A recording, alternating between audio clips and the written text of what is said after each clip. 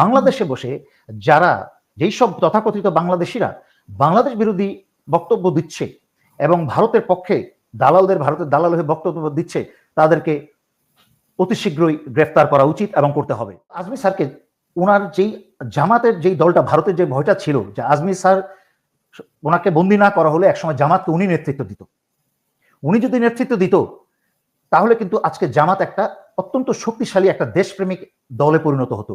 কিন্তু এখন যারা জামাতে আছে অর্থহীন, কোনো কাজের না। সশস্ত্র বাহিনীকে যেই বিচারিক ক্ষমতা দেওয়া হলো সেটা রাজনৈতিক প্রভাবের সাথে আসলে প্রশ্নটা হচ্ছে দেশের সাথে প্রভাব। দেশের যেই বর্তমান অবস্থা, এটা আরো আগে হওয়া উচিত ছিল, কিন্তু এটা দেরিতে হলেও হয়েছে। বিকজ বাংলাদেশের এখনো 50% পুলিশ কিন্তু সক্রিয় না। তার মাঝখানে যারাও সক্রিয়তায় আনা হয়েছে তারাও কিন্তু আসলে সক্রিয় কিনা সেটা বুঝতে হবে। কারণ এই পুলিশের মাঝখানে একটা বিশাল অংশই কিন্তু গোপালী এবং আওয়ামী পুলিশের অংশ রয়ে গেছে। তাই এখন সামগ্রিকভাবে দেশ একটা ভয়ঙ্কর অবস্থায় আছে। এই জন্য এই বিচারিক ক্ষমতা অত্যন্ত জরুরি ছিল, নাম্বার 1। নাম্বার 2 হচ্ছে এই বিচারিক ক্ষমতা বাংলাদেশ সশস্ত্র বাহিনীর জন্য একটা উত্তম সময়, তাদের পুরনো গৌরবকে আবার জনগণের মনে ফিরিয়ে নিয়ে আসা, সেই আস্থার জায়গায় ফিরিয়ে নিয়ে আসার একটা অপূর্ব সুযোগ। তবে একটা বাস্তব জিনিস হচ্ছে যে যেই কয়দিন গত 5ই আগস্ট থেকে বা তারও আগের থেকে সশস্ত্র বাহিনী যেভাবে মাঠে ছিল, সশস্ত্র বাহিনীর স্বৈরাচারী হাসিনার বসানো ঊর্ধ্বতন কর্মকর্তাদের কারণে কিন্তু দেশপ্রেমিক জুনিয়র অফিসাররা এবং দেশপ্রেমিক সৈনিকরা কিন্তু কাজ করতে পারছিল না ঠিক মতো। এবং এই বিচারিক ক্ষমতা দেওয়ার পরেও আমাদের উদ্যোগী দেশপ্রেমিক সাহসী অফিসাররা এবং কি বলে সশস্ত্র বাহিনীর সকল পদবীর সদস্যরা কিন্তু কাজ করতে চাইবে। কিন্তু আমার সন্দেহ হাসিনা রেখে যাওয়া ঊর্ধ্বতন কর্মকর্তা যারা এখনো সকল কমান্ডে, ডিভিশন কমান্ডে বিভিন্ন জায়গায় রয়ে গেছে, তারা তাদেরকে কতটুকু সক্রিয়ভাবে কাজ করতে দিবে সেটা আমার সন্দেহ। কিন্তু আমি মনে করি এটা সশস্ত্র বাহিনীর দেশপ্রেমিক জুনিয়র অফিসারদের জন্য একটা অপূর্ব সুযোগ। তবে আমার কিছু কনসার্নও আছে। সেটা হলো বাংলাদেশের ইতিহাসে কিন্তু এখনো কখনো বিচারিক ক্ষমতা সশস্ত্র বাহিনীকে দেওয়া হয়নি, এই প্রথমবার। তার মানে কি? তার মানে এই যে একটা ম্যাজিস্ট্রেসি পাওয়ার বা একটা জাজ বা বিচারকের ক্ষমতা, এই ক্ষমতাটার সম্পর্কে আমি জানি না এনডিসিতে বা এডব্লিউসিতে বা কোনো জায়গায় বিষয় আছে কিনা, পড়ানো হয় কিনা। যদি পড়ানো হয়েও থাকে তাহলে শুধুমাত্র সেটা সিনিয়র অফিসারদের জন্য। কিন্তু মাঠ পর্যায়ে যারা কাজ করবে, যেই সব ইয়াং অফিসাররা, তাদের এই ব্যাপারে কোনো জ্ঞান নেই বললেই চলে। তাই সশস্ত্র বাহিনীর বিশেষ করে সেনা প্রধানের জন্য অত্যন্ত জরুরি দায়িত্ব হচ্ছে অতি দ্রুত 2 দিনের জন্য হলেও বিভিন্ন ডিভিশনে, সেনাবাহিনীর বিভিন্ন পর্যায়ে বা ফরমেশনে তাদের জন্য একটা ট্রেনিং কর্মসূচি বা প্রশিক্ষণ কর্মসূচি চালু করা, এই দায়িত্ব নিয়ে মাঠে নামার আগে। যে ম্যাজিস্ট্রেসিতে এবং বিচারিক এই ক্ষমতায় তাদের করণীয় কি, ডুজ অ্যান্ড ডোন্টস, তারা কি করা উচিত এবং কি করা উচিত না, এই ব্যাপারে তাদেরকে একটা সম্পূর্ণ ধারণা দিয়ে তারপরে মাঠে নামানো উচিত। আর নয়তো কিন্তু একটা ভালো উদ্দেশ্য নিয়ে, ভালো একটা নিয়ে মাঠে নামার পরেও কিন্তু সেটা ক্ষুণ্ণ হতে পারে, নষ্ট হতে পারে। এবং সবসময় মনে রাখতে হবে যে এই অপূর্ব সুন্দর প্রয়াসকে, চেষ্টাকে নষ্ট করার জন্য কিন্তু একটা সশস্ত্র বাহিনীতে এবং বাইরে একটা, এবং ভারতের রয়ের সহযোগিতায় একটা বিশাল বিরোধী দল কাজ করছে এবং করবে। এমন এমন কিছু কাজ করবে যেই কাজটা করে সশস্ত্র বাহিনীর উপর দোষ চাপিয়ে দেওয়ার চেষ্টা করবে। সুতরাং এই ব্যাপারে আমাদেরকে অত্যন্ত অত্যন্ত অত্যন্ত সাবধান থাকতে হবে। যেটা আমি গত প্রায় মাসখানেক ধরে বলে আসছি, নিরাপত্তার কথা। নিরাপত্তায় সর্বোচ্চ গুরুত্ব আরোপ করে আমি কথাগুলো বলে আসছি। এই বিষয়টা কিন্তু তারই একটা অত্যন্ত সম্পর্কিত একটা অংশ। তাই এটাকে অত্যন্ত গুরুত্বের সাথে নিতে হবে। এবং আমরা, সরি উত্তরটা লম্বা হলো, অত্যন্ত গুরুত্বপূর্ণ, এটা বলতে হচ্ছে আমাকে। একই সাথে সশস্ত্র বাহিনীকে এই বিচারিক ক্ষমতা দিয়ে এমন একটা সময় নামানো হচ্ছে যখন আগামী 2টা মাস বাংলাদেশের জন্য অত্যন্ত স্পর্শকাতর একটা সময়। কি জন্য স্পর্শকাতর সময়? ভারত যখন উঠে পড়ে বাংলাদেশের স্বাধীনতা সার্বভৌমত্বকে খর্ব করার জন্য এবং ধ্বংস করার জন্য উঠে পড়ে বাহ্যিক এবং বাহির দেশ থেকে এবং আভ্যন্তরীণভাবে যেভাবে চেষ্টা চালিয়ে যাচ্ছে, অর্থ, জনশক্তি এবং সকল প্রকার ষড়যন্ত্র নিয়ে, ঠিক এমন একটা সময় অক্টোবর মাসে কিন্তু দুর্গাপূজা, আবার নভেম্বর মাসে কিন্তু যুক্তরাষ্ট্রের নির্বাচন। তার মানে কি দাঁড়ালো? এটা যদি আমরা অল্প করে বিশ্লেষণ করি, যেটা কোনো ঘটনা না হতেই আওয়ামী লীগ এবং ভারতের মিলে বিভিন্ন মন্দিরে আক্রমণ করছে, হিন্দুদের বাড়িতে আক্রমণ করছে, তা নিয়ে ওই দিক দিয়ে আবার ভারতেই কিছু বাংলাদেশে কিছু দেশদ্রোহী লেলিয়ে দিয়েছে, যারা গত 15 বছর কোনোদিন কোনো প্রতিবাদ করে নাই। হিন্দুদের উপর আওয়ামী লীগ এত অত্যাচার করেছে। আমি আগের ভিডিওতেও বলেছি, সারা পৃথিবীর সামনে ভিডিও ক্যামেরায় ধারণকৃত বিশ্বজিৎকে কুপিয়ে হত্যা করেছে আওয়ামী লীগ সন্ত্রাসীরা। তারপরেও কিন্তু কোনোদিন 10টা হিন্দু রাস্তায় নেমে তার জন্য বিচার চায় নেই বা আন্দোলন করে নাই। কিন্তু যখন বাংলাদেশের এরকম একটা ক্রান্তি লগ্নে এই দেশের দায়ভারকে, এই দেশের শান্তি ফিরিয়ে নিয়ে আসতে একটা উপদেষ্টা সরকারকে বসানো হয়েছে, ঠিক তখনই দেশে অশান্তি সৃষ্টি করতে ভারতের পক্ষ হয়ে এবং বাংলাদেশের বিরুদ্ধে গিয়ে আমরা কিছু উচ্ছৃঙ্খল তথাকথিত হিন্দু ভারতের রয়্যাল লোককে দেখছি, তারা ভারতের প্ররোচনায় বাংলাদেশে অশান্তি সৃষ্টি করার চেষ্টা করছে। এবং আমরা ইদানিং দেখেছি যে ভারতের রয়ের এক গোয়েন্দা, এক তথাকথিত হিন্দু ব্যক্তি কিন্তু হিন্দুদের প্রতিমা ধ্বংস করতে গিয়ে তারা গ্রেফতার হয়েছে। একদম স্পষ্ট উদাহরণ। এটা নিয়ে কিন্তু ওইসব তথাকথিত আন্দোলনরত হিন্দু নেতাদের কোনো বক্তব্য শুনবেন না। যেখানে স্বর্ণা দাস স্বাভাবিক দৈনন্দিন জীবনযাপনে সীমান্ত যাচ্ছিল, যেটা এলাকাবাসী সীমান্তবাসীরা সাধারণত করে থাকে, এই পার এই পার দুই পারি যাচ্ছিল, তাকে গুলি করার চেষ্টা করার আগে স্বর্ণা দাস অনুরোধ করেছে যে আইনগতভাবে আপনারা আমাদেরকে গ্রেফতার করেন, আমাদেরকে মারবেন না। তারপরও মেরেছে। সেইটাকে উল্টা রং দিয়ে কিন্তু এই হিন্দু সমাবেশে প্রচার করা হয়েছে, ভারতের পক্ষে কথা বলা হয়েছে। আজকে আমরা দেখছি ভারতে গিয়ে বাংলাদেশি একটা ভারত বিরোধী পোস্ট দেওয়ার কারণে ফেসবুকে তার ভিসা ক্যান্সেল করে বাংলাদেশে ফেরত পাঠানো হয়েছে। তাহলে বাংলাদেশে বসে যারা, যেই সব তথাকথিত বাংলাদেশিরা বাংলাদেশ বিরোধী বক্তব্য দিচ্ছে এবং ভারতের পক্ষে ভারতের দালাল হয়ে বক্তব্য দিচ্ছে, তাদেরকে অতি শীঘ্রই গ্রেফতার করা উচিত এবং করতে হবে। সুতরাং যেই জন্য কথাটা এগুলো টানলাম, তার মানে এই যে সামনে দুর্গাপূজা, আপনি কি অবাক হবেন? বাংলাদেশের জনগণ কি অবাক হবে? ভারতীয় গোয়েন্দা ঢুকে যদি ভারতের লোক দিয়েই ভারতের কোনো মন্দিরে বা হিন্দুদের উপর আক্রমণ করে, এটা খুবই স্বাভাবিক। আমরা গত 15টা বছর তারও আগে থেকে দেখছি এই সারা দক্ষিণ এশিয়াতে যত জঙ্গি কার্যক্রম হয়, সেইটার পরিকল্পনা, প্রশিক্ষণ এবং তা কিন্তু এক্সিকিউশন করে ভারতের তত্ত্বাবধানে, প্রযোজনায় এবং পরিচালনায় এসব জঙ্গি কাজ হয়। এবং বাংলাদেশে গত 15টা বছর যত জঙ্গি কাজ হয়েছে সবকিছু ভারত এবং তথা স্বৈরাচারী শেখ হাসিনার তত্ত্বাবধানে হয়েছে। সুতরাং এই দুর্গা পূজাতেও একটা আক্রমণ হওয়ার, একটা বিশাল একটা দুর্ঘটনা ঘটানোর সম্ভাবনা অনেক বেশি। তাই আমি বলবো আমাদেরকে চোখ কান খোলা রাখতে হবে। শুধু চোখ কান খোলাই না, আমাদেরকে প্রত্যেকটা এলাকা ভিত্তিক সেই এলাকার মানুষ, কারণ এটা সশস্ত্র বাহিনীর পক্ষে সম্ভব না সারা বাংলাদেশের সব মন্দির পাহারা দেওয়া। আর পুলিশের জবাব, সেটাই বলি যে সর্ষের মধ্যে ভূত। তো ঘরের শত্রু যখন বিভীষণ হয়, যখন পুলিশের মাঝখানে থাকে ভারতীয় এবং আওয়ামী, তখন তো পুলিশের কাছ থেকেও ভালো কিছু আশা করা যায় না। তাদেরকে আরো 50 বছর লাগবে বাংলাদেশের জনগণের সেই বিশ্বাস অর্জন করতে।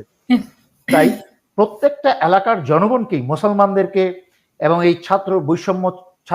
বৈষম্য বিরোধী ছাত্র সমাজ যারা আছে বা দেশপ্রেমিক যারা আছে, সোজা কথা, আমি আলাদা আলাদা করে বলার দরকার নেই, দেশপ্রেমিক বাংলাদেশি যারা, সবার যার যার এলাকায় নিজ নিজ দায়িত্বে এই দুর্গাপূজার সময়, আগের থেকেই দুর্গাপূজার সময় আপনারা মন্দির বা হিন্দুদের যেসব প্রপার্টি আছে এগুলো আপনারা দেশের স্বার্থে পাহারা দিবেন, যেন কোনো দুর্ঘটনা তারা ঘটাতে না পারে এবং আবার উল্টা বাংলাদেশকে দোষী না করতে পারে, এবং এই বর্তমান সরকারকে যেন তারা দায় চাপাতে না পারে। এবং সামনে যুক্তরাষ্ট্রের নির্বাচন, তারা এমন একটা সময় গন্ডগোলটা ভারত করতে চাইবে এবং হাসিনার সন্ত্রাসী লীগের লোকজন, যখন যুক্তরাষ্ট্রের নির্বাচন, যখন যুক্তরাষ্ট্রের রাজনৈতিক নেতাদের তাদের আভ্যন্তরীণ বিষয় নিয়ে তারা ব্যস্ত থাকবে, বাহ্যিক বা অন্য দেশের বিষয় নিয়ে তাদের সময় দেওয়ার মতো সময় ঠিক তাদের থাকবে না। আর যদি নির্বাচনে সরকার পরিবর্তনও হয়, তাহলে যে এই যে ট্রান্সফারের এই সময়টা, এই যে ক্ষমতা হস্তান্তরের সময়টার মাঝখানেও কিন্তু তারা ব্যস্ত থাকবে। এই সময় এই সুযোগ নিতে পারে কিন্তু কি বলে এটাকে, এই ভারত এবং হাসিনা মিলে এই কি বলে ষড়যন্ত্রকারী দলগুলা। তাই আমাদেরকে সচেতন থাকতে হবে। একজন জানতে চেয়েছেন তারেক রহমানের বিষয়ে কিছু বলেন। অন্তর্বর্তীকালীন, উনি আজকে যেটা বলেছেন, অন্তর্বর্তীকালীন সরকারকে ব্যর্থ হতে দেওয়া যাবে না, এবং কেন ব্যর্থ হতে দেওয়া যাবে না সেটা উনি ব্যাখ্যা করেছেন। যদিও আমরা ঠিক একদিন আগেই দেখেছি যে সেখানে মির্জা ফখরুল ইসলাম আলমগীর বা অন্যান্যরা বলছে অন্তর্বর্তীকালীন সময়কে সরকারকে বেশি সময় দেওয়া যাবে না, নির্বাচনের তারিখ ঘোষণার জন্য এটা বলা হয়েছে, অতিবিলম্বে নির্বাচন ঘোষণা করার জন্য। কিন্তু একদিনের ব্যবধানে কিভাবে মানে একই দলের মধ্যে দুই রকম বক্তব্য, এটা আপনার কাছে শুনতে চাইবো। এবং আরেকজন দর্শক জানতে চেয়েছেন বিচারিক ক্ষমতা সম্পর্কে, কোন এক চ্যানেলে আলোচনা হয়েছে বিচারিক ক্ষমতা সম্পর্কে আসলে আর্মিদের কোনো ধারণা নেই। প্রথমে আমি বিএনপির কথাটা বলে নিই। এক কথায় বলি, ঘরের ভিতরে যখন গন্ডগোল থাকে তখন কিন্তু বাইরের শত্রু এসে ঘরের ভিতরে আর নতুন করে সমস্যা সৃষ্টি করার কোনো দরকার পড়ে না। আমি বেশ কয়েকটা লাইভে ব্যাখ্যা করেছি, গত 4টা বছর ধরে আমি জনাব তারেক রহমানকে গত 4টা বছর ধরে আমি জনাব তারেক রহমানকে পুশ করেছি ওনার অবস্থানটাকে শক্ত করার জন্য। আমাকে কিন্তু লাইন ধরে বিএনপির ছেলে পেলে গালিগালাজ করেছে। আজকাল যদিও গালিগালাজ করে না বললেই চলে, বাট আমাকে কিন্তু গত 4 বছরে স্বৈরাচারী হাসিনার সমালোচনা করলে আওয়ামী লীগ গালিগালাজ করেছে, বিএনপি তারেক রহমানের সমালোচনা করলে আমাকে বিএনপি গালিগালাজ করেছে। মানে আমি যে কি বলছি দেশের জন্য, আওয়ামী লীগের কথা বাদই দিলাম, তারা যেহেতু দেশের শত্রু, কিন্তু বিএনপি তো দেশের বন্ধু, দেশের শত্রু না। কিন্তু তাদের অযোগ্যতার কারণে আজকে আওয়ামী লীগ গত 15টা বছর ক্ষমতায় বসেছিল এবং দেশের যা সর্বনাশ করার করেছে বিএনপির দুর্বলতায়, বিএনপির নীরবতায় এবং বিএনপির আভ্যন্তরীণ কোন্দলে। আমি গত 4টা বছর পুশ করেছি জনাব তারেক রহমানকে যে ওনাকে আরো শক্ত হতে হবে, ওনাকে আরো ডিসাইসিভ হতে হবে। ডিসাইসিভ মানে হচ্ছে ওনাকে তড়িৎ সিদ্ধান্ত নেওয়ার ক্ষমতা থাকতে হবে, এবং উনি অত্যন্ত দুর্বল এই ব্যাপারে। আমি দেখেছি বিএনপি ঠিক সেনাবাহিনীতে যেটা হয়, সেনাবাহিনীর অফিসারদের ক্ষতি কিন্তু বাইরের লোক, রাজনীতিবিদরা এসে করে না, সেনাবাহিনীর অফিসাররা নিজেরাই করে। তারা গিয়ে রাজনীতিবিদদের পায়ে পড়ে যায়, নিজেরা প্রমোশন পাওয়ার জন্য পা চাটে আরেকটা নিজেরই কোর্সমেট আরেকজনের দিকে আঙুল দেখিয়ে তার ক্ষতিটা করে দেয়। এই যে ব্রাদারলি ফিলিংসটা চলে গেছে, এই যে ব্রাদার্স ইন আর্মসটা চলে গেছে, একই কাজটা কিন্তু রাজনৈতিক দলে চলছে। একই দলের ভিতরে যে একটা ভ্রাতৃত্বের একটা সম্পর্ক থাকবে, তার থেকে বহু বছর আগে চলে গেছে। এই বিএনপির ভিতরেই ভারতীয় দালাল এবং আওয়ামী দালাল ভরা, উপরের লেভেলের নেতাদের 80%। কিন্তু জনাব তারেক রহমানের জ্ঞান যদি থাকে কিছু কিছু লোক সম্পর্কে, যদিও চোখে আঙুল দিয়ে 4টা বছর আমি দেখেছি কারা কারা, তাদের দলের ভিতরের লোকেও অনেকেই জানে, যারা বলতে চায় তারা জনাব তারেক রহমানের কাছে যেতে পারে না। জনাব তারেক রহমানকে ঘিরে আছে হচ্ছে ওই 5টা দলগুলা, যারা বিএনপি ক্ষমতায় আসলে আবার সেই সন্ত্রাসী লীগের মতোই রূপ ধারণ করবে। আবার তারা আওয়ামী লীগ যে শিক্ষা, বিএনপি কিন্তু আগে এগুলো শিখে নাই, আগে এত চুরি জানতো না, কিন্তু 15 বছরে আওয়ামী লীগ যেই শিক্ষা দিয়ে গেছে, যেই খারাপ উদাহরণ সৃষ্টি করে গেছে, আমার ভয় হচ্ছে সেখানে যে পরবর্তী যারা আসবে ক্ষমতায় তারা হাসিনার এই ফর্মুলাই ফলো করার চেষ্টা করবে। তাই পরিশোধন বলেন, আপনারা যেই ভাষাই ব্যবহার করেন না কেন, এটা এখনই সময়, যতদিন তত্ত্বাবধায়ক সরকার বা উপদেষ্টা সরকার আছে, জনাব তারেক রহমানকে সক্রিয় হয়ে সকল জনপ্রিয়তাকে ভুলে, সস্তা জনপ্রিয়তা ভুলে, যেমন আমি আই ডোন্ট কেয়ার অ্যাবাউট জনপ্রিয়তা, চিপ পপুলারিটি বা সস্তা জনপ্রিয়তা নিয়ে আমি চিন্তা করি না, কারণ আমি ভোট পাওয়া নিয়ে চিন্তা করি না। আমি যখনই একটা মানুষ দেশের স্বার্থ চিন্তা ভুলে গিয়ে শুধুমাত্র ভোট গণনার চিন্তা করে যে আমাকে ভোট দিবে, তো সেই জন্য সস্তা জনপ্রিয়তা, দুই নৌকার মাঝখানে পা দিয়ে চলে, সেই ব্যক্তি দ্বারা কখনোই কিন্তু দেশের ভালো কিছু হতে পারে না।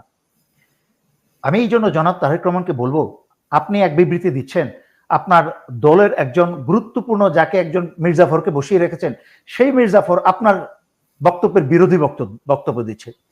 এই যে স্ববিরোধী বক্তব্যগুলো দিচ্ছেন, আপনি কি মনে করছেন না দেশের মানুষের কথা বাদই দিলাম, দেশের মানুষরা হাসাহাসি করে, যে যারা বিএনপি করে এতদিন এতটা বছর যারা জেল মামলা মোকদ্দমা এবং অত্যাচার সহ্য করেছে, আওয়ামী ধান খেতে ঘুমিয়েছে খেয়ে না খেয়ে, তারা কতটুকু হতাশ হচ্ছে আপনাদের স্ববিরোধী বক্তব্য শুনে?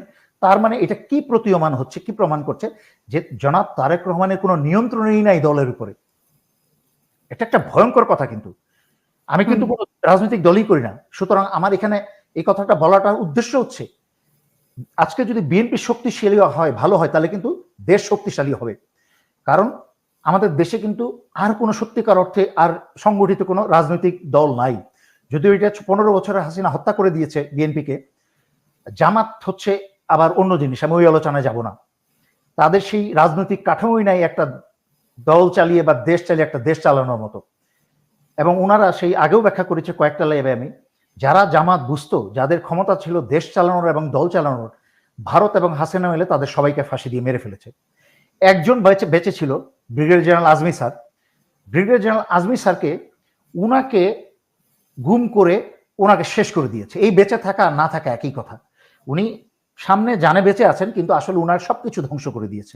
8 বছর যদি একটা মানুষকে বন্দী করে রাখে, আলো বাতাস থেকে বিচ্ছিন্ন করে রাখে, তো উনি একটা ট্রমার মধ্যে থাকার কথা। এক্স্যাক্টলি। প্লাস ওনাকে তো আমি কাছে থেকে দেখেছি, আমরা খুব ক্লোজ। ওনাকে গুম করার একদিন আগেও আমরা কথা বলেছি টেলিফোনে। আমি যেটা 2020-এর লাইভে বলেছি, 2020-এর লাইভে বলেছি যে ব্রিগেডিয়ার জেনারেল আজমি জীবিত আছেন, কোথায় আছেন তাও আমি জানি, যেই জায়গা থেকে আজকে বেরিয়ে আসছে সবার কাছে এটা একটা নিউজ হয়েছে। 2020-এ বলেছি আমি। এবং শুধু তাই না, আমি বলেছি ব্রিগেডিয়ার জেনারেল আজমিকে কেন গুম করা হয়েছে এবং ব্রিগেডিয়ার জেনারেল আজমির উপরে কোনো শারীরিক নির্যাতন কেন করা হয় নাই 2020-এ বলেছি। কেন? কারণ ভারত ওনাকে বলেছে হত্যা করতে, কিন্তু বাংলাদেশের সশস্ত্র বাহিনীর অফিসাররা যারা যারা বদ শয়তান আওয়ামী লীগ করতো, সরকারের পা চেটেছে, তারাও কিন্তু আজমি স্যারকে শ্রদ্ধা করতো। আর বাকি তো বাদই দিলাম, সবাই শ্রদ্ধা করতো, সবাই আজমি স্যারকে পছন্দ করে, রেসপেক্ট করতো। যার ফলে আজমি স্যারের উপরে কেউ টাচ করে নাই, ওনার উপর আঘাত করে নাই কেউ ফিজিক্যালি। কিন্তু আজমি স্যারকে ওনার যেই জামাতের যেই দলটা, ভারতের যে ভয়টা ছিল যে আজমি স্যার ওনাকে বন্দি না করা হলে একসময় জামাতকে উনি নেতৃত্ব দিত। উনি যদি নেতৃত্ব দিত তাহলে কিন্তু আজকে জামাত একটা অত্যন্ত শক্তিশালী একটা দেশপ্রেমিক দলে পরিণত হতো। কিন্তু এখন যারা জামাতে আছে অর্থহীন, কোনো কাজের না। আমি একদম